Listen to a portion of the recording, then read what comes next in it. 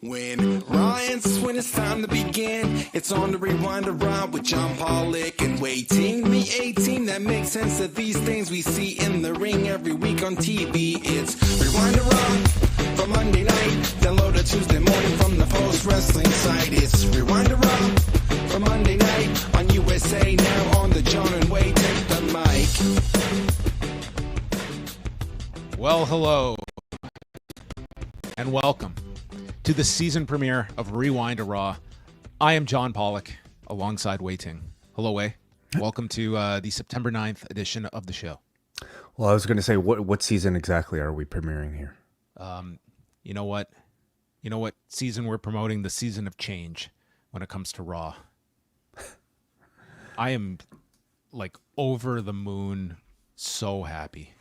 Like when I saw this, I thought it was a joke, and all I can say is that people have been listening to me for a long time, I assume, if you're tuning in on Rewind to Raw, the majority of which have been allocating time to watching these 3-hour Raws. And yes, there have been ups and downs with this franchise since 2012 when it expanded to 3 hours, but I promise you, I will be such a happier person for the 13 weeks that this show is going to be 2 hours that I just, for the life of me, they could throw me the most god-awful programming, and my caveat will be, it was only 2 hours. I'm so happy, and I can't possibly put into words what I felt when I saw Andrew Thompson post this, who broke the news to me. I actually did not see the WWE tweet when they first announced this.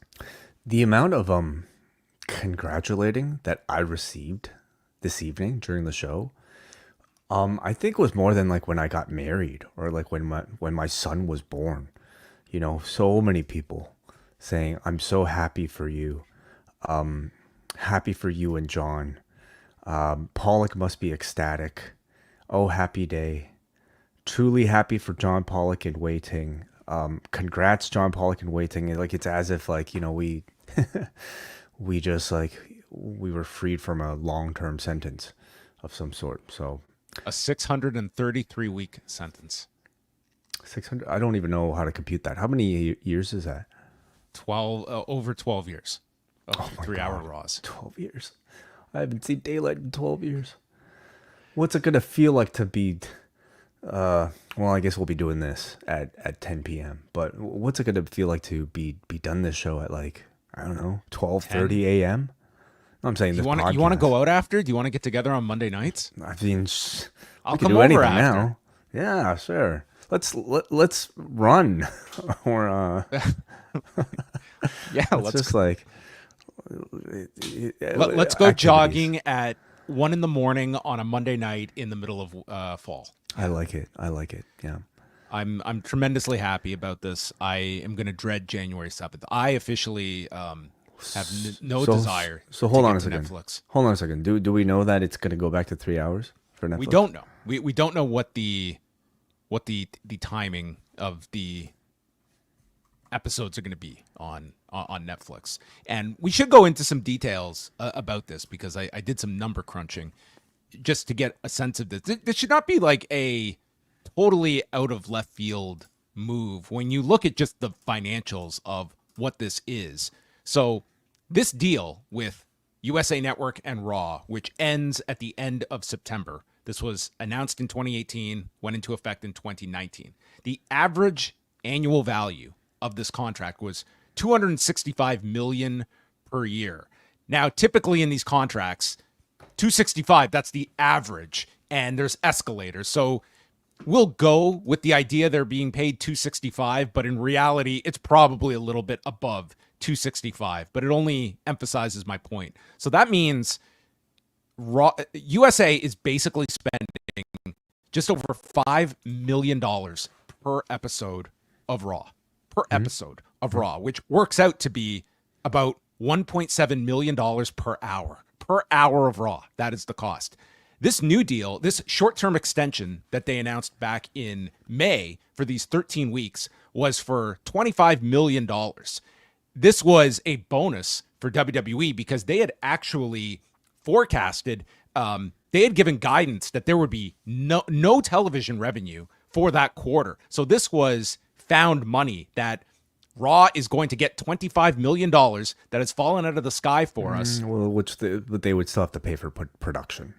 There's still they still have to produce the shows, but they're being paid significantly less on like a per cap basis for this. Like you're going from $5 million a show to about $2 million per show and under $1 million per hour. So it does make sense that they are going to be producing less content for them. They're being paid a lot less by the standards of what the old contract was that was calling for 3 hours. It's also going to be 8 to 10 p.m. So you're taking away the least viewed hour of Raw, which is still a very strong hour of cable programming for USA, but it's certainly going to cushion the drop off we see every year going against Monday Night Football because you're taking the least watched hour. And there's like the built-in theory of, will there be a bit of a bounce that like a 2-hour show is a bit more palatable for people that maybe are consuming the next day or on DVR and might be more enticed to watch the flagship show live on a Monday night in a 2-hour format versus 3. These are all these factors. And the other one that comes to mind is that last year against Monday Night Football, the whole season, because of the strike, you got simulcast of ESPN and ABC were carrying each week's football games. This year, there's only a select few that are simulcast. So Monday Night Football is not going to be, in theory, as detrimental as last year because you're not going to have ABC carrying the game every week on top of ESPN. So there's a number of factors here that this should be a positive for Raw, not the least of which I think is just the fan sentiment for these 13 weeks is like, I in 12 years, no one has ever told me, man, I love this expansion to 3 hours. No one has ever said that to me. In fact, people have gone out of their way to just tell me that is one of the biggest deterrents for them to watch Raw on a weekly basis. So I would have definitely agreed with that for most of these 5 years. But lately, I see a lot of people actually like not really be as frustrated by the 3 hours anymore. Like there are people that are really enjoying this current product, and I've actually seen when the product is much better, which it had not been for like 10 of the 12 years in 3-hour Raws. I shouldn't say that. You know, the first year they moved to 3 hours, it actually was that was when you had the Shield, you had like your Bryans, your Punks, your Rhodes family, and they were carrying a lot of those 3-hour Raws with a lot more in-ring content. And I would say it was around maybe, you know, the post-Punk period and into the mid 2010s that you really saw, especially the late 2010s, where creative just hit a iceberg. Yeah. How do you think USA feels about this? I mean, they're not spending a crazy amount, and they're going to have in theory, the number 2 cable program every Monday behind Monday Night Football. And they're getting it for $25 million. It is also a vehicle to promote SmackDown on top of that, which they are spending a ton more on than the short-term extension for Raw. But I think in this whole deal, you can look at several factors. USA is getting top cable programming for a bargain. They're getting one less hour of it on Monday. They're also committed to Fridays for SmackDown, which I would love to know more about what went into the decision-making process. Was it an amicable decision? Was that something they disagreed over? You can see the reasons WWE wants to stay on Fridays, and I would love to know the thinking on USA's part, how they feel about a Friday night program when they're spending around $285 million a year for SmackDown, and it is going to be a tougher night than if it was, say, on a Tuesday, for instance. Certainly, yeah. But I'm very happy. Like I think we have more than enough. But I do sense a lot of maybe diehard WWE fans feeling like there's not going to be enough room for all the talent that's on Raw. A lot of talents that don't already necessarily get featured.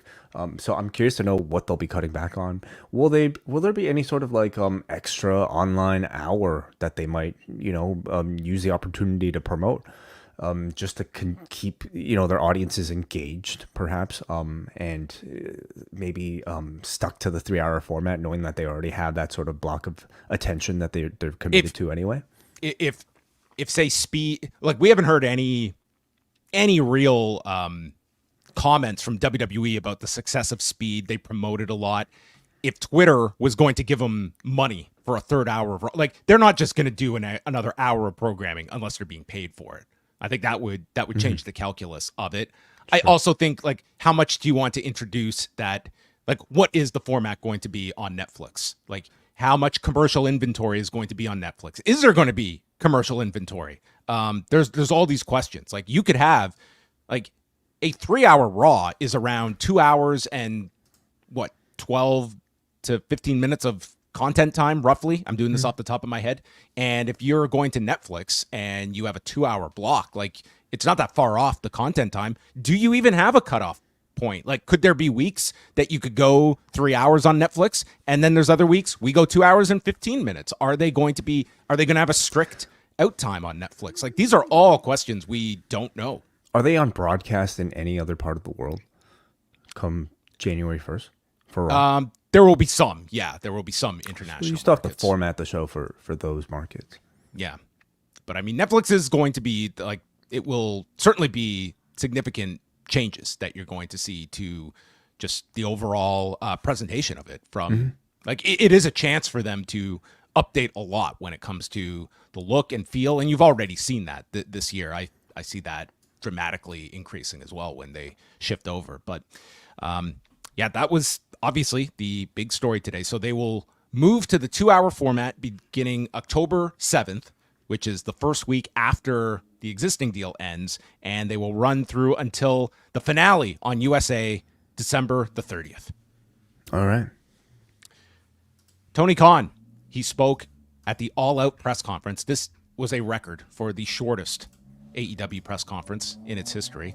They did kind of like a post-show format with several of their on-camera personalities, and then Tony Khan came out. He spoke for 15, 20 minutes, had to get going. The Jacksonville Jaguars were getting set to lose to the Miami Dolphins the next day.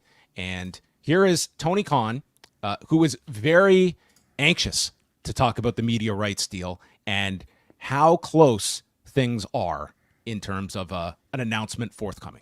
We're still in very, very close and exciting negotiations with Warner Brothers Discovery. It's been going on throughout the summer that we've been having these conversations, and it's a very detailed package that we're having discussions about. AEW's grown so much. And I said last night here in the arena, I think it's safe to say, I believe AEW is here to stay on TNT and TBS. And I think that's true for a very long time, and I believe it.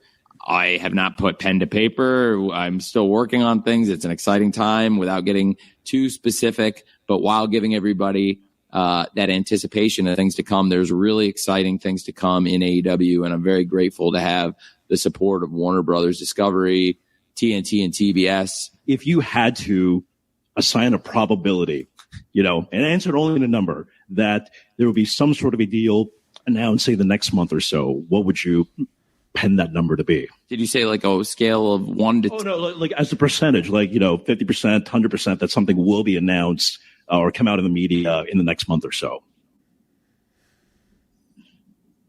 90%. So we got a clear-cut percentage out of him. So let's do some recapping of Tony Khan math. So there is a 90% probability that we will get an announcement within the next month regarding the TV deal. And we have gone from the red zone to the 1 yard line, which on a 100-yard field would be at the 99% mark of scoring this touchdown in theory. So we're 99% at the deal, 90% of this happening within the next month, with the caveat that There will be an announcement in the next month. It could be an announcement about a future announcement. We're close is the bottom line. I think so. Right. Yeah, I would say that it's been very evident that Tony Khan, he has always projected a very positive outlook for his company and this TV deal. But I think you can see, based on the comment he made after Rampage went off the air to the crowd in Chicago, that they expect to be here for a long time on TNT and TBS, and how forthcoming he was at the press conference, that it seems as though this is very, very close. This is imminent. I think imminent would be the proper wording to use. And I think this is now less a question about where they are going to be landing. And we can't dispute the fact, like, there could be a breakup of packages, but I think everyone assumes like a lion's share of this to end up with in the WBD family. But then where are things dispersed? What to make of the pay-per-view component to this? Will that be attached to Max? I mean, we could have a week in pro wrestling where fans are told that Raw is moving to 2 hours and AEW pay-per-views will come with your streaming subscription if you're in the US. It's possible. Sure. Yeah. We're raising our pay-per-view prices to $100 a show. Yeah. It could be a very, very eventful week, maybe even for professional wrestling fans. I mean, there's really not that much to comment on for now, other than, we should be expecting a big announcement very soon. And from that point on, let's see what the details are. I'm curious to know what Shockwave is. He confirmed that AEW is about to shock the world. Sure. Yes. I'm curious to know exactly what it means, if there are any sort of other deals that he might be working on with other networks, and what it means for Ring of Honor, if there are future plans for that, and what it means for the streaming rights. So a lot of things that we are waiting to comment on, and until then, I mean, we can only speculate. One question of probability. Tony Khan got one. I'm going to ask you one. Of these 3 options, okay, you just pick one. Yeah. That is most likely in 2025 to be formatted in a 3-hour block. Raw on Netflix, SmackDown on USA on Fridays, or a Wednesday night. I'll just say an AEW block period. That's a 3-hour block, regardless of night of the week. Which would you expect is most likely to be programmed for 3 hours on a weekly basis next year? Are you asking what I would prefer myself, or what I No, expect? what you think? I think it'll be Raw. I think Raw will stay at a 3-hour mark. I imagine it's part of the deal that Netflix wanted to sign. We want this many hours of content. You've conditioned your audience for the past 12 years to stick around for 3 hours anyway. So let's keep it at that. It's what we paid for. It's what we want. But at the same time, I wouldn't be that surprised if Dynamite suddenly announced an additional hour. If it means that much more, it really is. If you're AEW looking for the next best place to put content to garner the biggest audience, the hour after Dynamite, unfortunately, is the best chance. So it wouldn't terribly surprise me, but it would disappoint me. Well, if they do expand to a 3-hour AEW block, they're certainly not going to be leaning on Friday's numbers as evidence that this is a great idea, because we knew AEW was probably going to get destroyed on Friday. SmackDown was not exactly knocking them dead either, and I think this really speaks to the power of the NFL, which, unless you were in the local markets for the Green Bay Packers or Philadelphia Eagles, the only way to watch this game was on Peacock. And still, and this does include the local markets, they did 14.2 million viewers for this game on Friday night, and I think you have to look at that as the ultimate contributing factor to SmackDown doing its second lowest number in the history of its 5 years on Fox. What a way to go out. 1,770,000 viewers and a 0.45. The only show to do lower was a best of show on December 30th last year. And that much of a fall, a 16% drop in the demo, still allowed SmackDown to finish number 1 for the night. So that would probably be your WWE press release headline. Yeah, we're number one. So they'd still finished first. And in Canada, the show ended up doing its largest number since the Friday going into WrestleMania. So not as much affected by the NFL was Sportsnet 360 viewers. 274,700 viewers for Friday's program. AEW did a 3.5-hour block on TNT, beginning with Collision, head-to-head with both the Peacock game and SmackDown, both of which I think were going to take a hit, but in particular, being head-to-head with SmackDown was not going to be ideal. Lowest numbers in Collision's history with 157,000 viewers and a .04 in the demo, which are just down huge amounts from the previous Saturday. And Rampage did have a bit of an increase from last week's terrible number. They did 233,000 viewers for the 10 to 11 hour and a .08 in the demo. So they did manage to double the demo number for Collision. This was going against a portion of the football game, but of course did not have SmackDown in the way. But it had the first quarter lead in from the main event. They had the first quarter, the All-Star 8-man bled into Rampage, which was we haven't seen the quarters yet. I'm sure Brandon Thurston will likely have those. I'm sure that was the most watched quarter of Rampage and probably subsided from there. You might be getting some of the SmackDown audience that was tuning off and, seeing Bryan Danielson on the other channel might have decided to stick around as well. So maybe some people tuning in and be like, hey, I just saw Neville and Chris Jericho on Beast in the East, and here's Neville in AEW. Yeah, and here's Chris Jericho trying to steal bags. Yeah, I mean, a whole new world that you could have discovered. Yeah, only the first of 2 bag angles we had in AEW. And our last notes, Tuesday night, NXT. It will be the season premiere of NXT on USA Network. And do you know what they're going up against, Way? The presidential debate? Is that tomorrow? That is right. 9 p.m. It's Kamala Harris versus Donald Trump. Will you be tuning into the debate? No, because I'll be talking about Madam Web. Oh, boy. Man, fuck. What would be more painful, watching the debate or talking about Madam Web? I'm really excited to see this debate. So I'm going to watch the debate myself. Yeah. But if you are tuning into NXT, it is a pretty loaded show that they have. A last man standing match between Pete Dunne and Trick Williams. Ridge Holland starts to go through Chase U by taking on Duke Hudson. Charlie Dempsey defends the Heritage Cup against Javon Evans. Jordan Grace will host another open challenge for the Knockouts title. Julia makes her NXT debut against Chelsea Green. And a last-minute switch they have made. Axiom and Nathan Frazier are no longer facing the Rascals. Instead, they had Ava post a video that the Rascals are out due to somewhat conspicuous circumstances, she stated, and the Street Profits are in.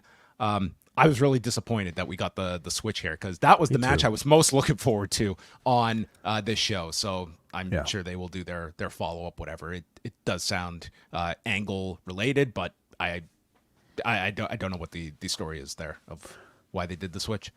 Yeah, I don't either. I imagine we'll learn a lot more. It could just be storyline, could be real world reasons, but the fact that Ava framed it that way tells me that they're going to fold it into an angle. So I'm curious to see how Julia looks, in her NXT debut. I'm not expecting this match to go that long, but I mean, I do expect maybe a bit more maybe a few more bells and whistles to her entrance and what's to come after the match, of course. Also curious to know who answers the Jordan Grace open challenge. And Dynamite, are you right? Do I have time to roll through the whole lineup for Wednesday? I don't know, man. It's only it's only an hour podcast. Okay, it's Lexington, Kentucky at the Rupp Arena, which is a building that capacity is listed here as 23,500 it can hold. It has not sold that many tickets, to say the least. Jon Moxley is set to appear. All right. I'm trying to scroll down on the cage match here to see what the matches are. And none announced yet, but they are coming off of a really hot pay-per-view that's got a lot of people talking. And I think most of the time that alone should be enough to get people's interest. But I guess you could. They didn't get the bump off All In, and that was about as noteworthy a show. I understand coming off the pay-per-view, you're not always going to have like a crazy deep lineup. We find out what was in the syringe. We will see the remnants of the plastic bag. If they had promoted Jim Ross confronts John Moxley about the plastic bag, that would be enough. Rupp Arena wouldn't be big enough. Yeah, maybe. Okay. Yeah, we'll see. I mean, I imagine tomorrow or Wednesday afternoon, go to Tony Khan's Twitter. I'm sure he'll be blasting out everything that's to come.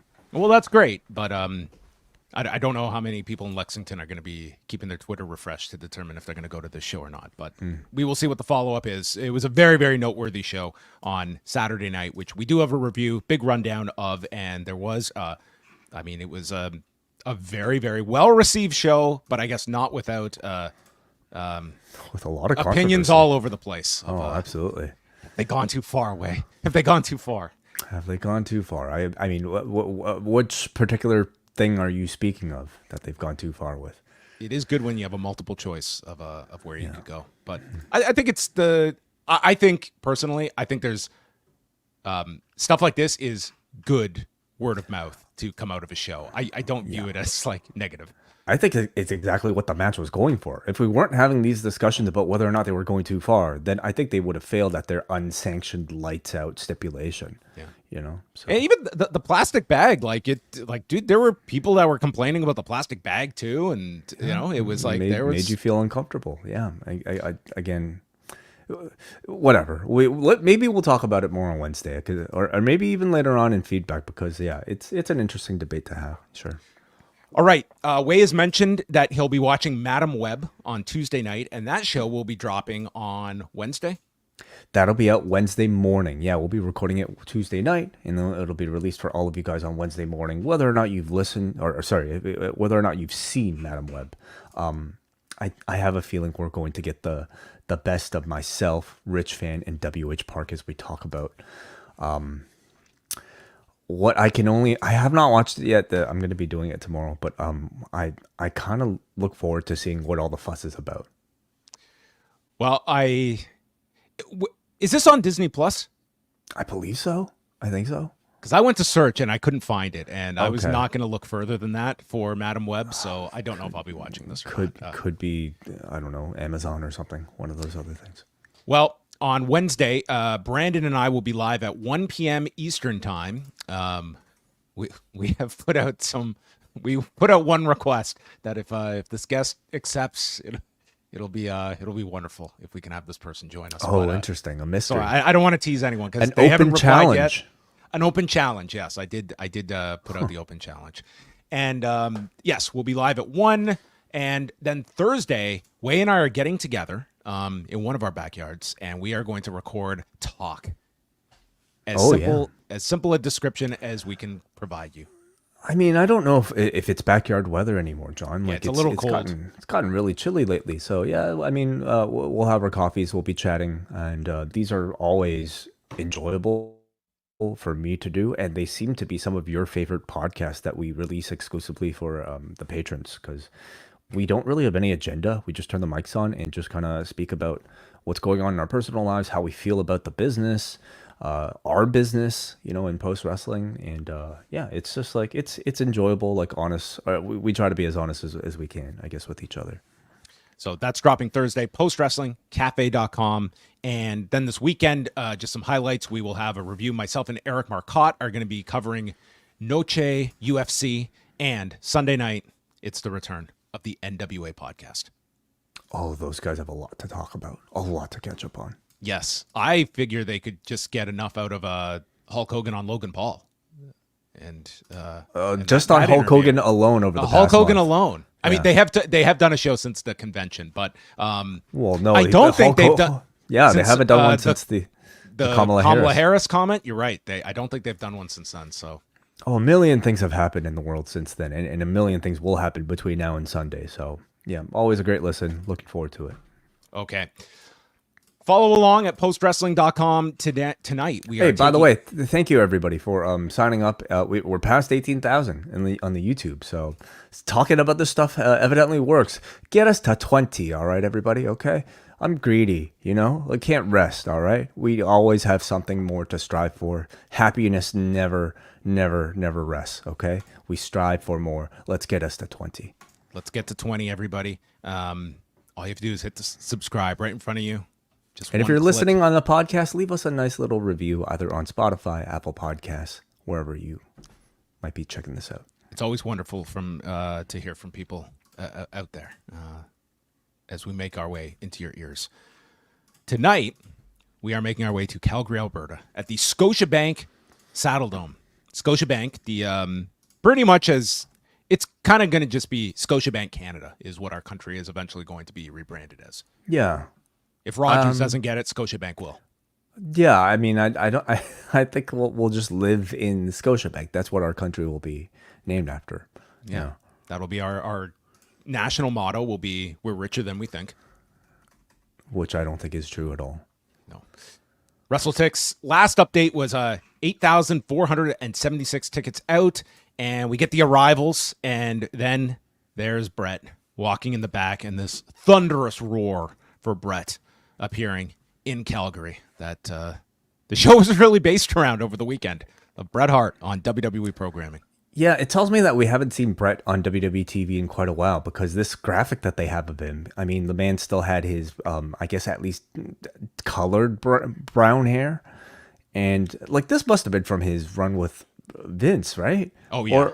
Yeah, I would think that this is at least over a decade old, this photo. Yeah. Because now he's looking like Jimmy Page, like in 2024.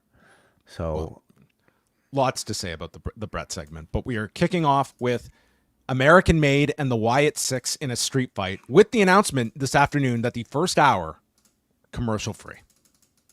Yeah.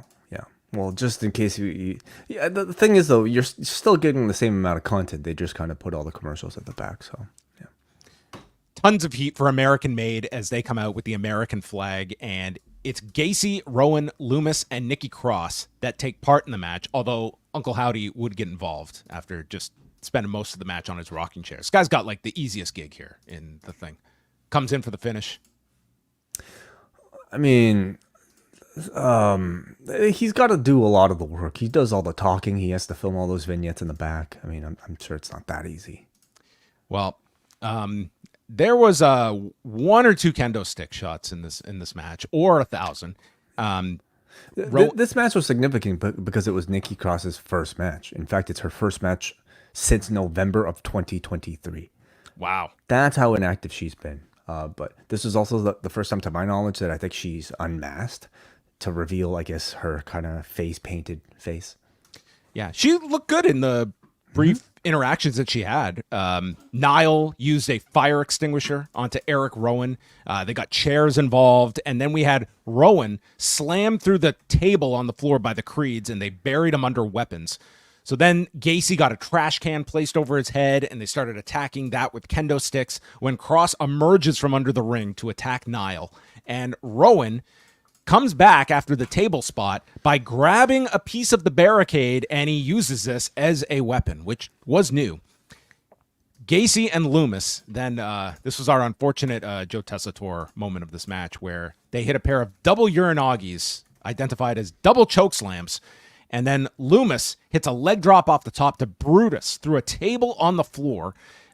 Gable scales up to the top and hits an angle slam to Gacy off the top through a table as Uncle Howdy is watching, and Gable applies the ankle lock. Niall is in using the kendo stick on Gacy at the same time when Cross yanks out Niall, and then Ivy Niall German suplexes Gable for the big pop, and Rowan hits a claw slam to him. Uncle Howdy is in with Sister Abigail on Julius, and Loomis splashes Gable off the top and pins him as the Wyatt Sicks get the win in the kind of match that I think is best suited for a Wyatt Sicks wild, insane brawl. I don't think this is an act that would work well with, honoring the tag rope.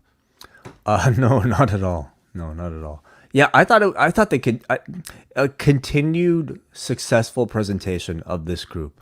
They are really kind of avoiding all the mistakes that I think we've seen from the Bray Wyatt experiments, and they're finding the best ways to present and protect this group to the point where they still months in now, still feel special, and they're still garnering some of the biggest reactions on the show. And for all the doubters that, felt that, hey, like, this is all building up to a Nikki Cross and Joe Gacy and Dexter Lumis, match, it's working.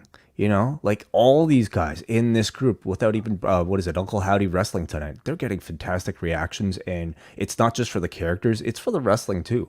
They're crafting these like matches where I think they just really get to shine. And I'd be lying, I would say, if I said like maybe my expectations for like street fights weren't slightly elevated after the last show I watched on Saturday. So I don't know if this hit me as hard as like it seemed to hit for the people in Calgary, but the live reaction to all that they were doing was really tremendous. They were chanting holy shit for like things that you would not expect to get those sort of chants. So what I love especially about I think this presentation is the fact that having each character retain their backstories as their original human selves. They're called Dexter Lumis, Nikki Cross, and Eric Rowan.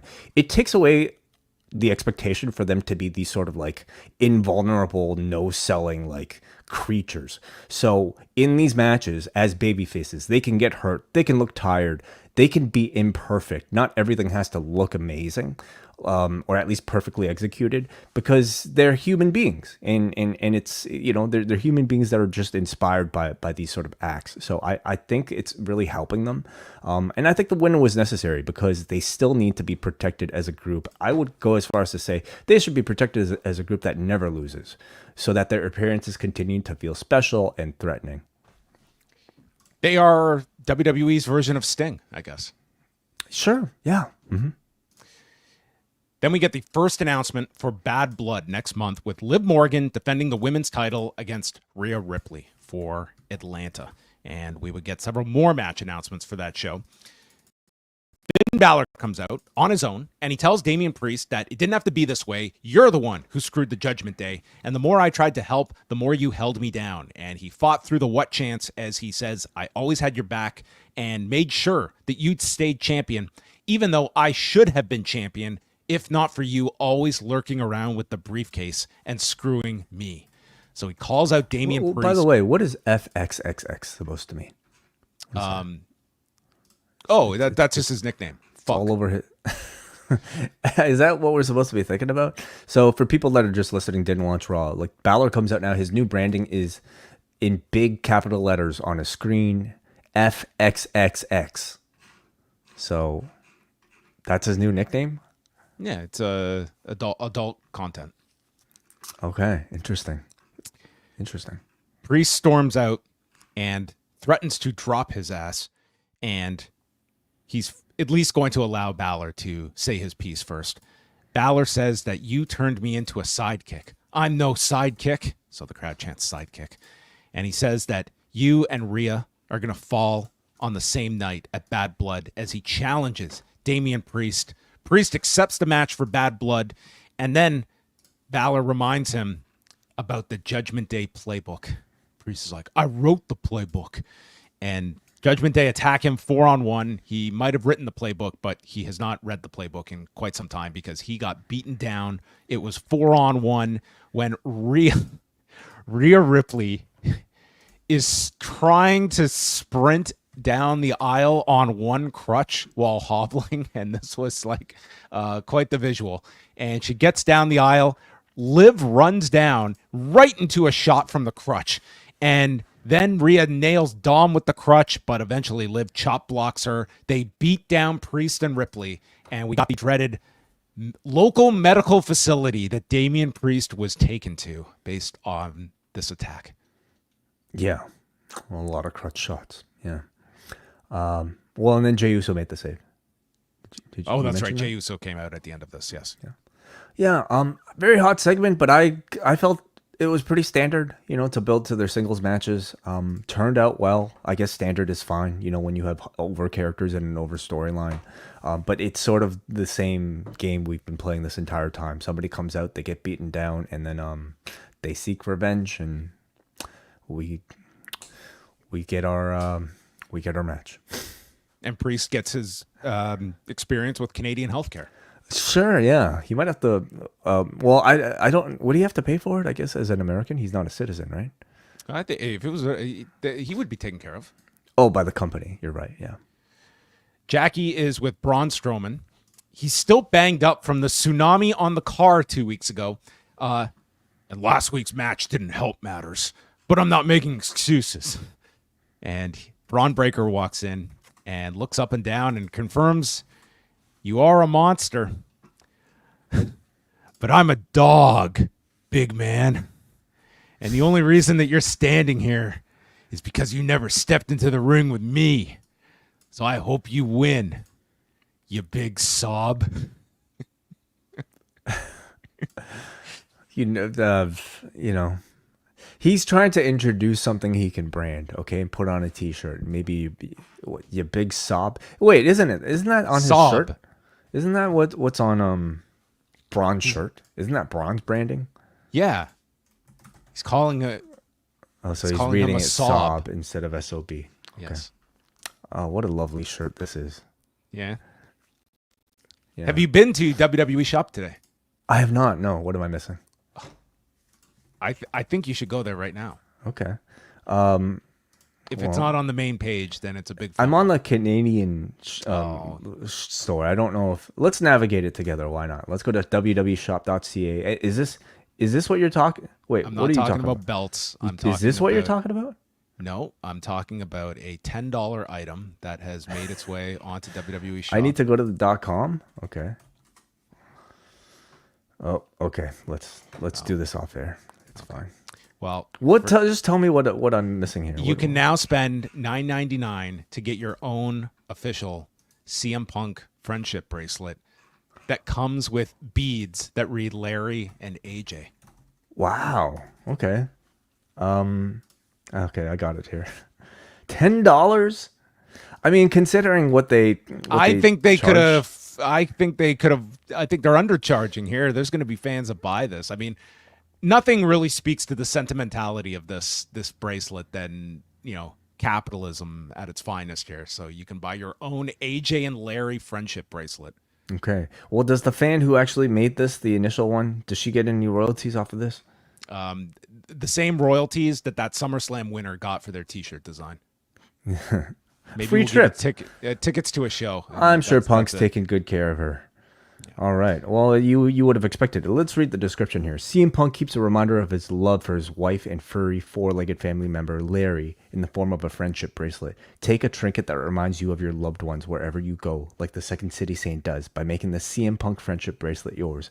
One look at this accessory lets everyone know you'd fight to get your piece of flesh if anyone questions your loyalty to those you hold dear. God bless the people who have these jobs that have to write these descriptions. Yeah. That's a great description for a friendship. I love that you can think of your loved ones by looking down and reading Larry AJ on your wrist. So what? So I can't customize it? Like, does it come with the other letters? Do they offer customization? I think for $10, you're not getting a customization of letters. I guess so. I guess you're you're getting right. the standard here. Okay. So I hope you have people in your life with those. So names what's or CM this- Punk so mad about? Like, he just get one off for $10. Just going to mass produce these. Yeah. Okay. It's what it means. It's what it represents. Jade Cargill and Bianca Belair versus the Unholy Union for the women's tag titles. Fire chop block Jade's knee, so she immediately tagged out. They didn't even get the heat on her for all that long. Unholy Union double team and power bomb Belair, go for a double suplex, but Jade stops them. And Fire and Dawn go for their finisher, the gory special flatliner combo, but Belair is in for the save, and Jade fires off a pump kick, and they hit their finish, the wheelbarrow suplex DDT combo, and Jade pins Fire in 6 minutes and 37 seconds, extinguishing this feud. You would think so. Yeah. Not much heat for this one. No. They tried something a little bit different here with Jade building to Belair's hot tag instead of the other way around, which is what we usually see. So we actually got to see Jade sell a little bit here, and her selling at this point is still very basic and very obvious.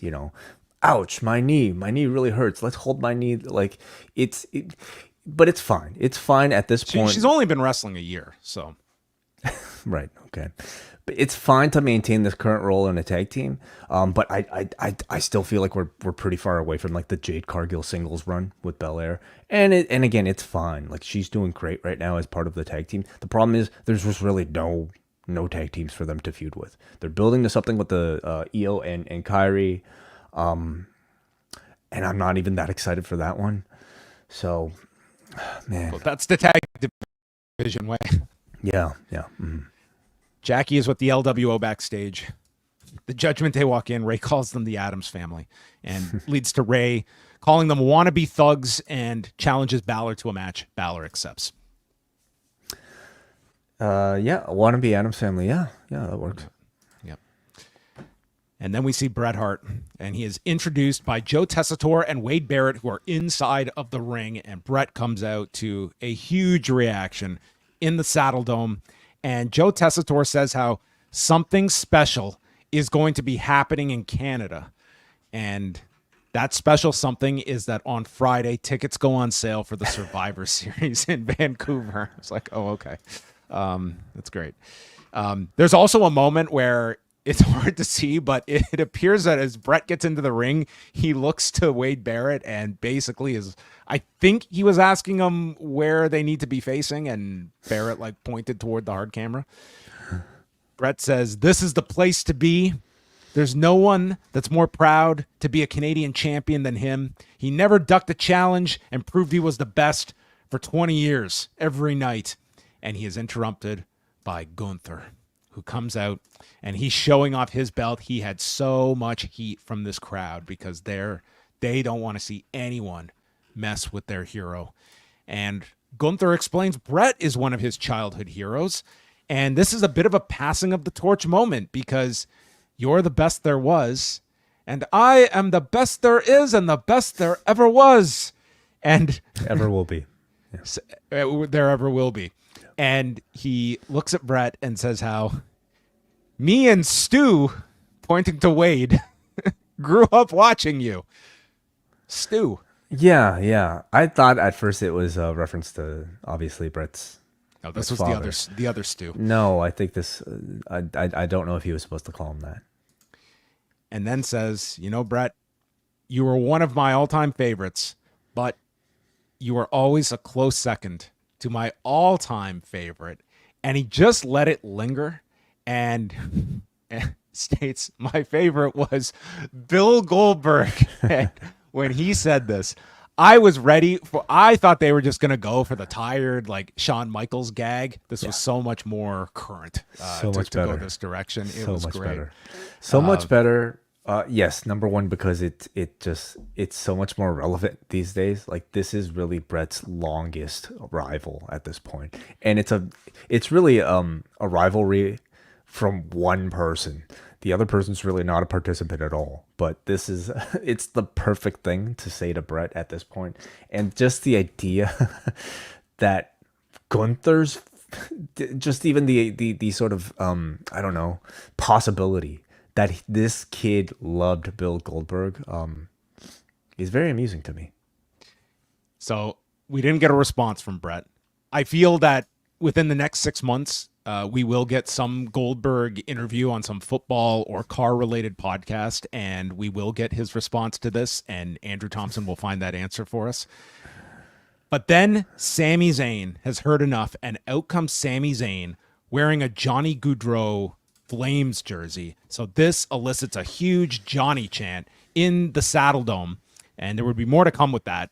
And he runs down Gunther for disrespecting Bret, who's a hero to Sami and who the talent still study today.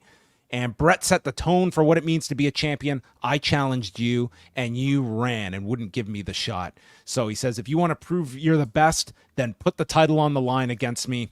Gunther says, my answer remains no. And Bret cannot stand this. That's because you're a coward. A dirty yellow coward. A gutless yellow coward. And Zayn confronts Gunther on the floor, and they get into a big brawl, and then Zayn returns to the ring, raising Bret's arm, and they embrace. Yeah. I thought this was a very, very good segment. First of all, I thought Gunther and Sami were both tremendous here. They were able to pull so much value out of Bret the Hitman Hart, who, let's be honest, like he's well past his performance years. He's great in interviews that are that turn into great headlines. But as far as like cutting promos on like a professional wrestling stage, he's long past that part of his life. So I don't know if there's that much you could have worked with Bret, but you had Bret Hart in Calgary, and that's all you needed. The man just needed to step out there, get that reaction, and have the rest of their talents craft this scene around them. And I thought Sami and Gunther did such a great job. They were great at building Gunther's heat with that excellent trolling line. And then Sami Zayn as Bret's defender, I don't think you could have asked for a better one. Now, you and I or somebody was asking, it might have been a feedbacker asking, if this would have instead involved Drew and for the CM Punk feud heading into Raw. And I like this a lot better. For one thing, I mean, Punk wasn't on this show. He was selling. I think and also like the connection between Punk and Bret hasn't necessarily been made so clear, especially on WWE TV. In AEW, you can argue, yeah. But on WWE TV, I don't think they made it so clear. Whereas Sami Zayn, the Canadian, coming out in defense of the Canadian icon, I think is a lot easier to accept. They were also really successful at like paying respect to Bret's career and his legacy on WWE TV, mentioning things like, hey, the boys in the back still study this guy's tape. I'm sure Bret loved those lines. So yeah, I really like the segment. So they're pushing off this match, and we're already at like 3 matches on the Raw side for Bad Blood. And the more I think about it, does this title match, do you see them holding it off till Saudi Arabia and Sami Zayn going for the belt there? That's an interesting thought. Yeah. 3 on Raw, and that usually means what, 2 on SmackDown for a 5-card show, 5-match. I mean, they're not handicapped by any number, but of late it's been 5 has been the number. Mm-hmm. Yeah, I actually think that might. I don't know if you have to rush Gunther and Sami Zayn to this Bad Blood show, and I think they can hold it out. If they have, Sami has to go through hoops to get this title match. Yeah. When is Crown Jewel? Is that it's not till November 2nd, so we're talking like that is like almost 2 months. That's a long time for Gunther to be inactive. But that I think would be a place where Sami has like 5. Or you could do one match. It doesn't even have to be a Bad Blood, but it's designed. It sets up a rematch at Crown Jewel. Like there's some like Gunther gets counted out or Gunther gets himself disqualified. Like you could do that. I could definitely see that. Yeah, it's nice to be Sami Zayn where you have like 5 different hometowns across the globe, so they have no shortage of places to. Well, if you're from Canada, you've got 10 provinces and 3 territories. Yeah. Mm-hmm. Bron Breakker runs up to Pete Dunne and said, originally, I didn't know what to think about you. What was it you used to call yourself? And Dunne does not want to hear that name. And they're trying really hard to get the crowd to chant Butch at him.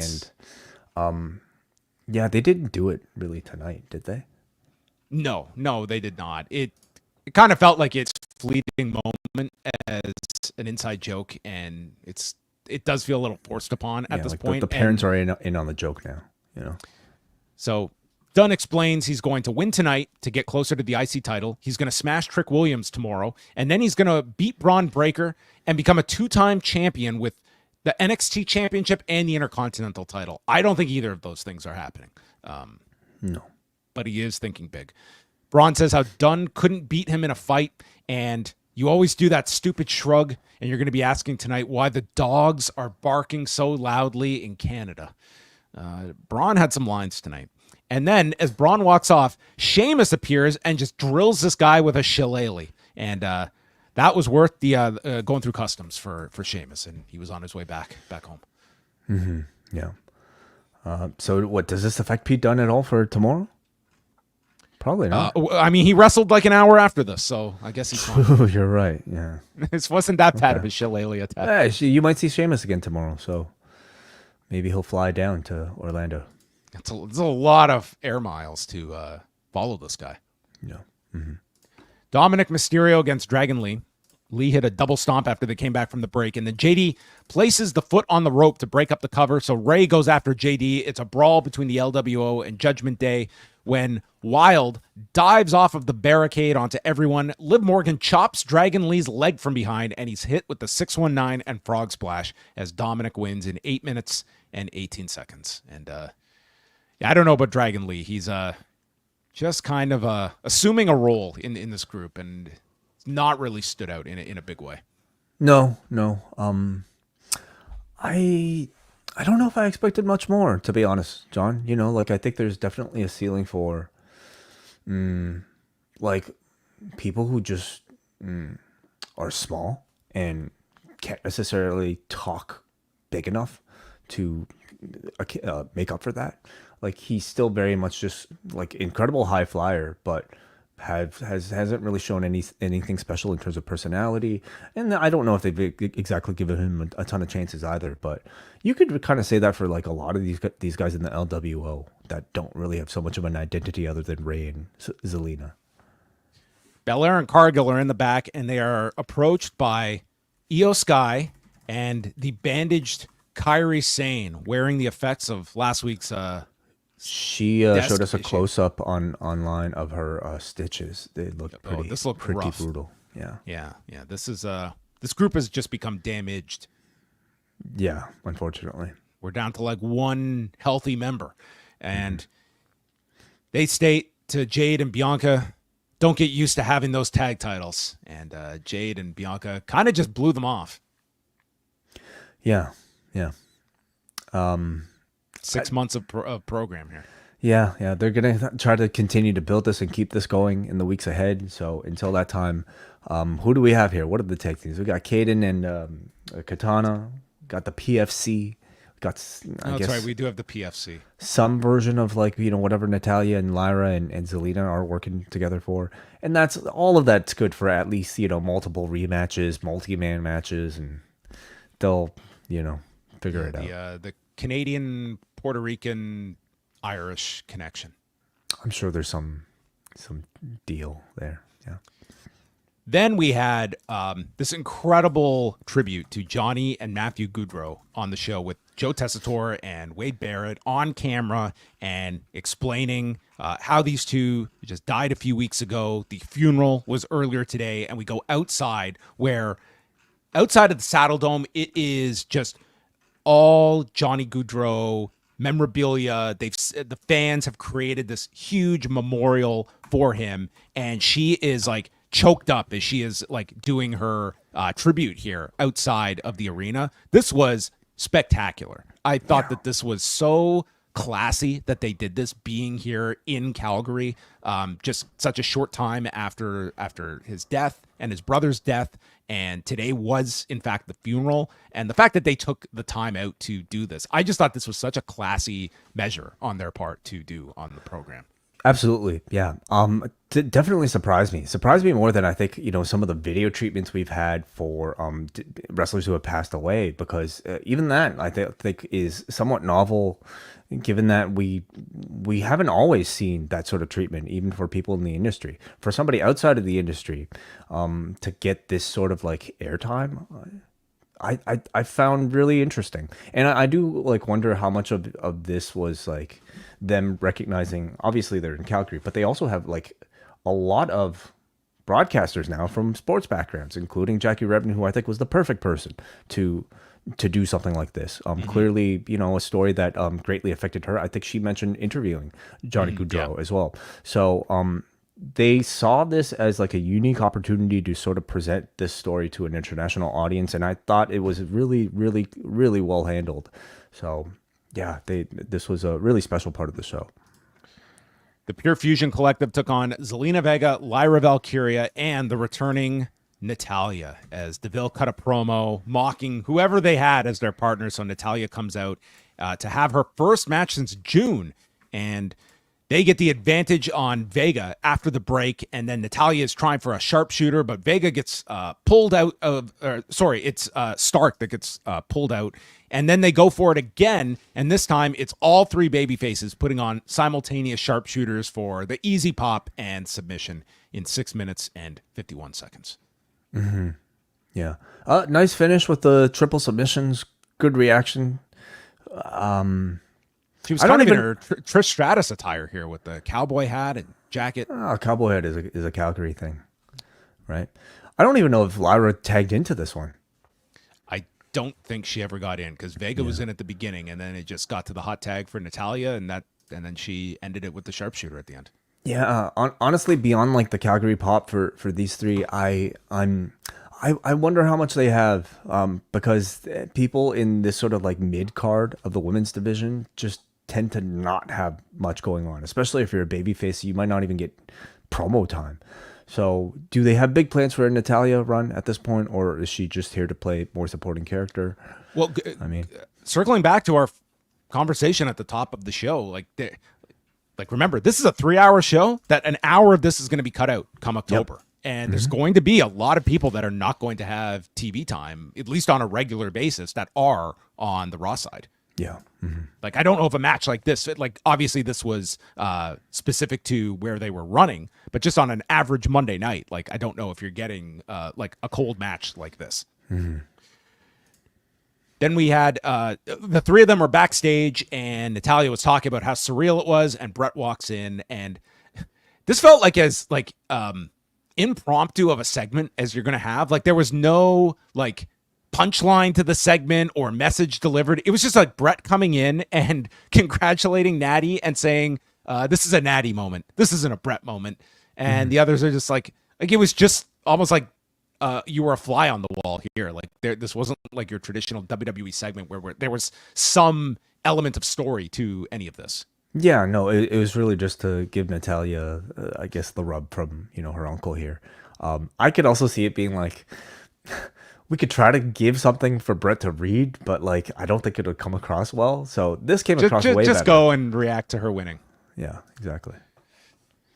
Drew McIntyre comes out to start the third hour, and he's getting CM Punk chants, but he encourages them because now when you chant his name, it's in memory of him. And mentions how Punk screwed him out of the title 3 times this year. I pinned him at SummerSlam, and he thinks because he touched 4 corners faster than me that he's done with me. He says he's going to take credit for ending Punk's career. Then promotes his movie with Dave Bautista and has to tie up one loose end. And he's got some bad news for Stu.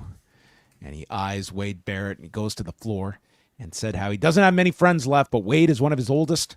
We lived together. We were arrested together. And he spoke of how they both felt Punk was bad for this business, but then last week you stood in my way. And I'm not angry. I'm disappointed in you. But if you do that again, I'm not going to be disappointed, but I will be angry, and I will do something about it. And Wade stands up, and the crowd was getting into this, like they were going to come to blows. And Pierce walks out apologizing on behalf of Drew to Wade and Michael Cole, and Tessitore for interrupting, and brings Drew into the ring and states how I spoke to CM Punk this morning, and he is not done, and he is not done with you. Now remember, the last we saw of this man, he was being wheeled out unconscious after he was declared he was rendered unconscious by Drew last week. But he's at a strong 7 days, and he's ready for a Hell in a Cell match at Bad Blood, which Pierce confirms, and Tessitore noting to us the anniversary of the first Hell in a Cell on October 5th. So that is where we are going, and that brings us to 3 matches on the Bad Blood card. And this could be your main event of the show. I think it should be the main event of the show. Yeah, because what are our other options? Solo and Cody? Yeah. What else? That certainly does not feel like it. Is Gunther Priest? going to be on this show? Yeah. Oh, sorry. Yeah, right. Yeah, Gunther. Yeah. Yeah, I don't know, but I would do this. It is tough to the close main a show in a cage match, though, as we saw on Saturday. Yes. They'll have to follow. That's great. No, I would definitely do Punk and Drew as the closer. I thought Pierce was really good in this segment. Like, I continue to, I think, be like very impressed at how somebody can stay in this GM role for this long and not necessarily like make us tired of him. Like, is he one of the longest reigning GMs like we've had in how long, dude? Like, I feel like typically these people kind of come and go, like, I don't know, in a few months, but like Pierce has held on to this role, and it's because he's never been too much.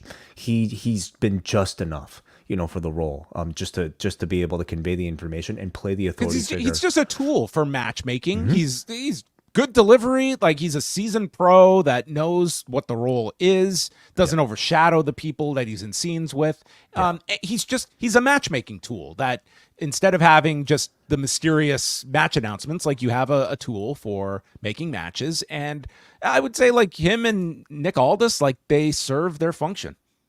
They're both great. They figured out how to like play the GM, like how to script a GM in a babyface role, and it's by making them good talkers. First of all, that helps. Just to make them sound authoritative. They often don't take shit and don't get stepped on by heels in this company. I like the both of them a lot, and Pierce especially I thought was good here. Karrion Kross is with the Miz, and he tells the Miz, "You're in a rut." And I was waiting for Miz to pot, meet kettle. Xavier Woods comes in and tells Miz, "Don't listen to him. He just wants you to think that way." And Miz acknowledges that Karrion Kross is right. Woods tries to talk him up, mentioning, you headlined WrestleMania 13 years ago. Like, that's really going to be a pick-me-up. And Miz says how, "Woods, you just don't understand." And so he walks off, and Kofi walks in, thinking that Xavier Woods is Bret, but Xavier explains, "No, it's me." And Kingston has gotten them a tag title shot. Yeah. So sure, we're watching these guys that have gone through weeks to get to this 4-way tonight. This is the division to carve yourself into, okay? Like, this is why go through a qualifier and then a 4-way. The tag division is the way to just get the title shot right away. Oh, I mean, if you're in, in the women's tag division, it's an even easier path. Yeah, it's just sort of the status. But at the same time, do we know maybe the purses are different, John, for a tag team champion versus an IC title? Well, Xavier explained that it's twice the purse if we become tag champions. It's twice the purse? He said I thought we were going in singles directions, but it makes sense to be a team and we get double the purse money. Because they each get paid. Yeah. Right. I see. Okay. And maybe they have a combined checking account together. Yeah. I'm sure in their minds, in Woods' mind, he has like a very logical explanation for all this, and I'd love to know too. Anyway, the bigger story here is that they are continuing beyond the Odyssey Jones pivot to this destination that I think we were headed towards with Kofi and Woods anyway. I think we can clearly maybe predict that they are going to lose this tag team title challenge next week to further the descent in some way. So we'll see exactly what that is. They were gaining some good momentum with the whole Odyssey Jones deal, and unfortunately it's been kind of, derailed for a couple of weeks here. So we'll see how they pick back up. And also with The Miz and Karrion Kross, I think The Miz has kind of been flirting with a heel turn for a while now with R-Truth. Please put him in the Final Testament. I will completely change my opinion of if him and Paul Ellering are doing promos by like the lake, and maybe you do a satanic gimmick for The Miz. Okay, that's their Kevin Sullivan tribute. I don't know if we should be happy or unhappy that they're putting Karrion Kross now with an act that I don't know if a lot of people had too much interest in anyway. Maybe they'll put R-Truth in with Karrion Kross, which I think could make for some fun interactions. We had the purple haze. We could get the purple Miz. I think this could work. They're also promoting that in November, it's the 10th anniversary of the New Day. Wow, that's a long time. Finn Balor against Rey Mysterio. Fine match. Did not last too long, but we had Rey delivering his sliding splash to the floor. Then Balor caught a 619, catapult Rey's throat into the rope, and then applies a half crab in the ropes, and he won't let go and is disqualified as he destroys the knee of Rey. The guy just got some recent stem cells, and this probably set him back thousands. So a shotgun blast sends Rey into the post, and the idea here is that the Judgment Day, in particular Finn Balor, they are trying to heat up as this really dangerous opponent for Damian Priest at Bad Blood by taking out Priest. They took out Ripley, and they took out Rey here. Yeah, I really do think Finn Balor needs something like this. I mean, they could have given him the win, but I guess they maybe want to delay this or just chose instead to protect Ray, who was getting taken out with this injury anyway. But Balor really does need something like this because I would say he really still continues to have that sidekick stink about him, you know? Like, I don't know if many people have perceived him as like a world title contender in quite a while now. So he needs something vicious and devastating like this. So I was in favor of it. I almost wondered if this was a setup to have Ray and Priest reunite, which I think would really help Priest, you know, just further his babyface appeal. They, of course, had some connection, you know, back when Priest started off as a babyface. So I'd like to see them maybe mend those fences and tell that story. Jackie is with Ilja Dragunov, who is basically, he is asked, like, what are your thoughts on this match? And he's like reciting like Shakespeare here. I will go to the ring, but it was almost taken away from me. God, it's like theater class 101 here with Ilja. And then Braun enters and jokes that he will beat Ilja again. And then Jey Uso just walks in the shot, eyes Braun, and walks past him. And we didn't get the end to Ilya's monologue here. No, I'm so sorry. But I'm loving your Dragunov. I want to get more Ilja on the show. I think there's potential there. The Judgment Day do a promo, and Balor says tonight was a message with everyone they took out, and it's not going to be close to what happens at Bad Blood. And JD McDonough warns the New Day that the tag division belongs to us.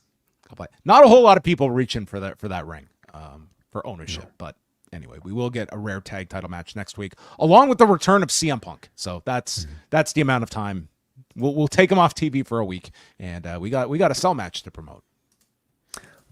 But come on, dude! Like MJF took a Tiger Driver 91. Okay, he's probably going to be gone after this week. After taking a pile driver from the second rope, but wrestlers have very good regenerative abilities. Maybe he got stem cells over the week in his throat. Sure, yes. And the main event was Jey Uso, Ilja Dragunov, Pete Dunne, and Braun Strowman to determine who gets a shot at Bron Breakker. They have not stated when that will take place. Dunne attacks Braun's ribs, and then Braun runs at Dunne, misses, and goes into the barricade. And this was a match of just coming up with clever ways to get rid of Braun Strowman for prolonged periods of time, and then he would come back to life.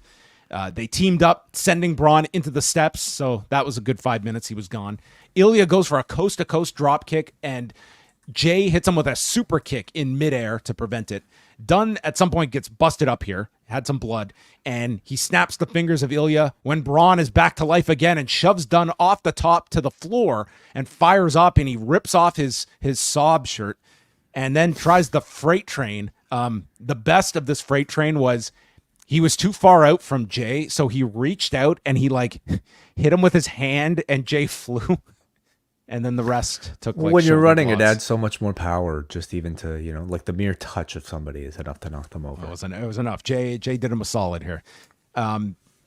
Then the best spot of the entire match is Braun has taken out everyone with the freight train, and he clears the desk, and he turns around, and this giant is in the air. This was shot so well. He came out of nowhere, and he just jumps in the air and flattens Braun as the table explodes. This was awesome. This was just such a great visual. This was like, you've got an entire opening of Raw just of Bronson Reed spots that look visually spectacular.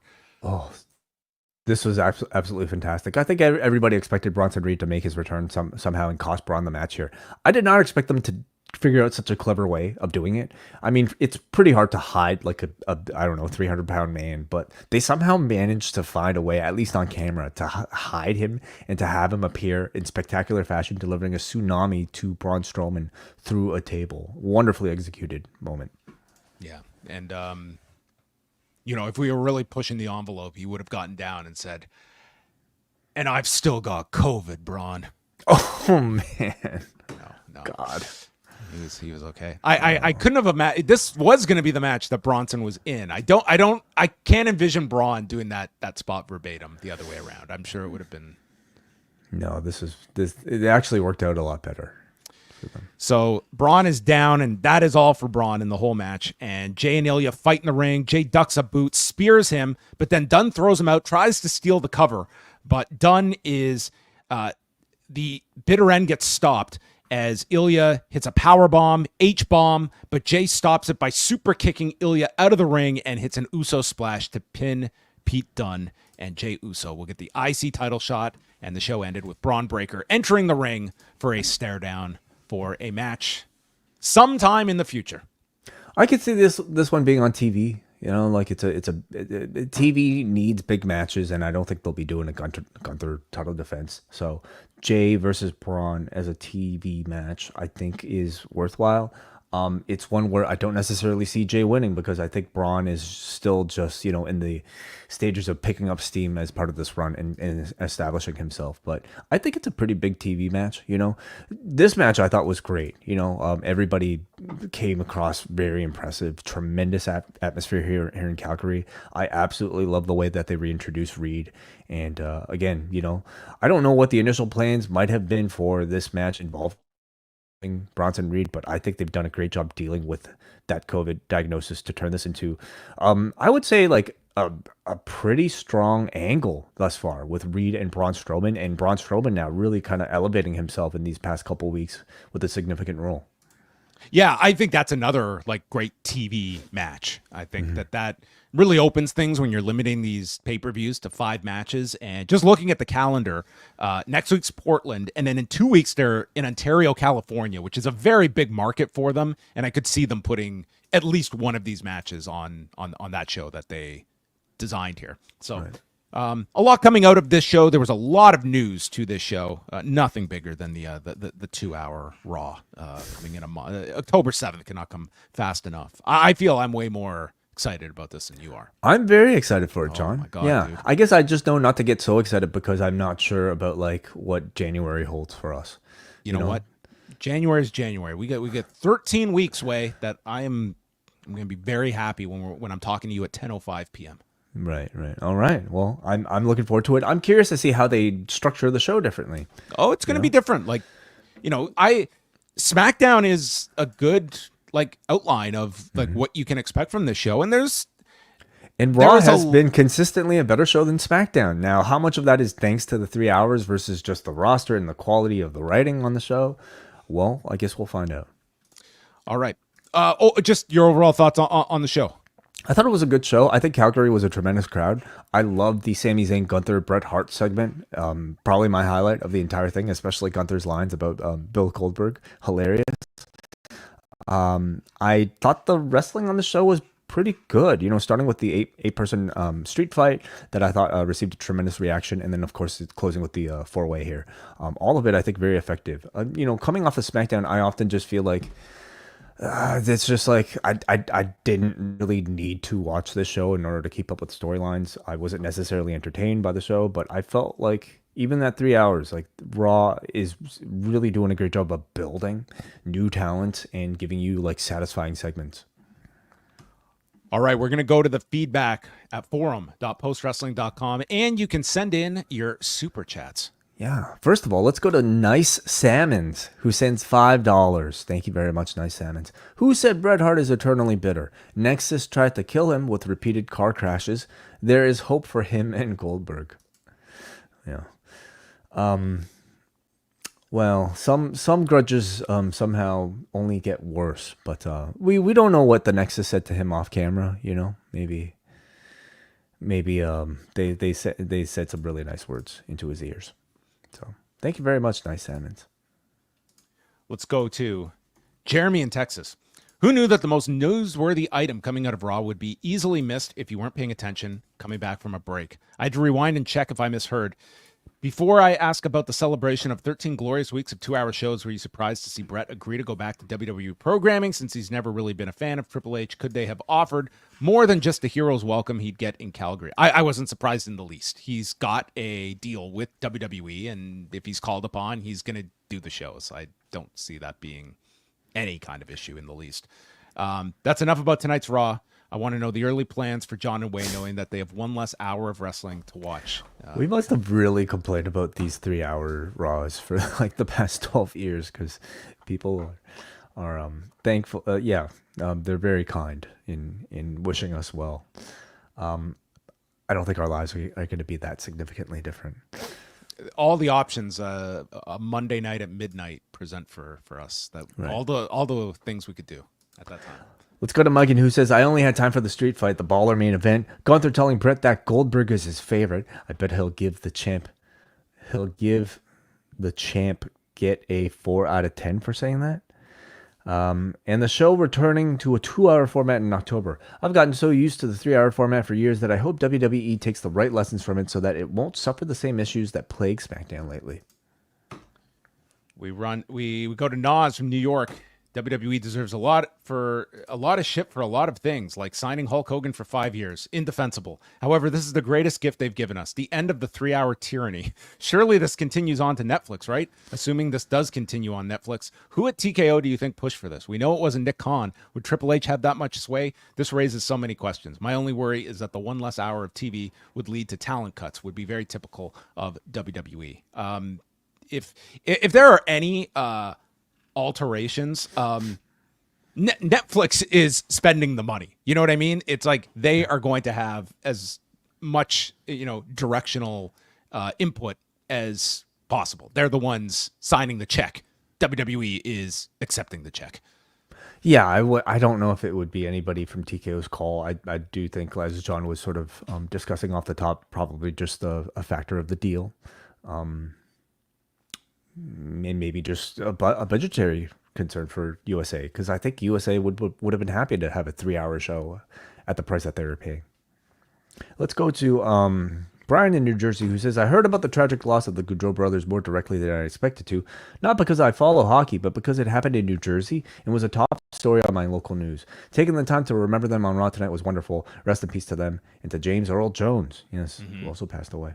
Yes. Great use of Bret Hart tonight in building up Gunther versus Sami Zayn. Fun surprise return for Bronson Reed. Is this the first Hell in a Cell match this year? I believe it would be. Yeah. I don't think they pulled the stipulation outside of that pay-per-view. And it's happening on a show not called Hell in a Cell. Well, I mean, Bad Blood kind of really did, But they got rid of Hell in a Cell, so. But I'm just saying, like, Bad Blood immediately makes you think of Sean Taker anyway. That's refreshing and a potentially strong into this feud. Tonight's Raw flew by for me, either because I liked what they were doing tonight or other circumstances, like pausing the show to read articles on Post and skipping past commercials, which I should do more often. The Raw is shorter on answer, and it was the best news of the night, happening during the time they originally weren't set to be on USA. Hoping it becomes the constant and not just a special exception. Okay, we go to Ani. Rest in peace to the Gaudreau brothers and James Earl Jones. Thoughts and prayers with their loved ones. Quite enjoyed this Raw. The Bret, Sammy, Gunther deal was very entertaining. The opening street fight wasn't as enjoyable as it would have been had I not watched All Out, but it was good for what it was. I think anyone who is coming off that, it was going to fall quite short. Yeah. Mm-hmm. The Fatal 4-Way, however, I got into this. The Jey-Rhea connection is an example of the care they've put into their character arcs. This was the seed that they planted when Jey was feuding with Judgment Day last year, and something they've been able to pick up while delighting the audience. However, in addition to the Bret segment, shouldn't they have also done an angle where Drew laid out Bret in Calgary? That was an opportunity to do an all-time iconic heat angle. Yeah, I don't think they're doing physicality with Bret anymore, not at this age. They barely did it like in the past. I think we would have had like low blows that would have looked comically bad. But at this point, I'm fine with them not doing much physicality. I don't think you need to be doing physical stuff with Bret, and I don't really think it's kind of you can do whatever angles you want, but I think for tonight they wanted to just present Bret as the big hero in Calgary and not just go for the easy heat. But there's also, I think, the physical limitations that would not have been a great idea. Right.